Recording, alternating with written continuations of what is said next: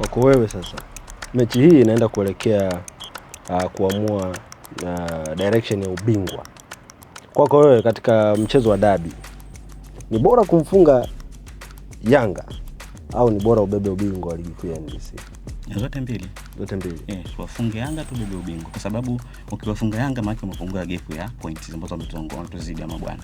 Maana ndio tunakuwa tunaelekea kule. Kwa hiyo ni lazima tuwafunge, sio bora, lazima tuwafunge ili tuchukue ubingwa.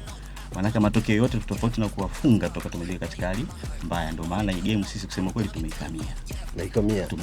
Kweli. Somba, unaiona utakuwa kwenye hali gani kama timu yako itapoteza mchezo huo wa tarehe 3? Sisi hatuna pressure sana kwa sababu lengo ya kushiriki kwenye ligi ni kuchukua ubingwa. Ukiacha utani wa Simba na Yanga, lakini mwisho wa siku lazima mtu achukue nini? Achukue ubingwa. Sisi sasa hivi tuna difference ya point 5 na Simba.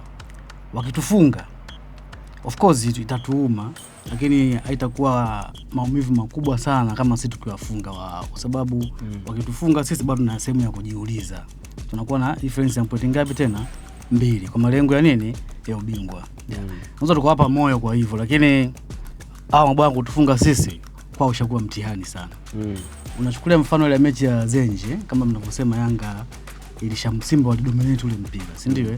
Lakini at the end of the day mechi ikawa nini? Ikaenda draw. Kwa hiyo sasa hivi sisi kutufunga hata kama tukiwa down vipi, kutufunga inakuwa ngumu sana. Sana wakijichanganya tu watakula pale goli moja, mechi itaisha. Wataanza kumtafuta Mangungu tena. Sasa hivi tunasikia Mangungu